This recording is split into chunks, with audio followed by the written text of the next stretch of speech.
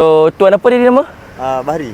Tuan Bahari. Datang daripada mana? Damansara. Datang daripada Damansara, jumpa Abang Jam. Untuk walk in dapatkan jam G7900. Boleh tunjuk sikit tak? G7900 macam mana? Oh, katanya nak diberikan kepada anaknya. Gitu. G7900 yang mana ada function, features untuk tight graph. Lepas tu ada moon graph.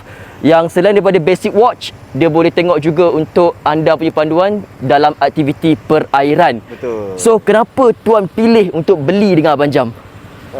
Sebab tengok review abang tu mantap lah orang cakap kan. Saya minat terus saya call abang masa tu. Cantik. Dah nampak bona fide kan? Kita guna item bona fide. So, nak tahu juga dari segi price dia macam mana? Puas hati ke ataupun luar biasa? Puas hati sangat bang kan.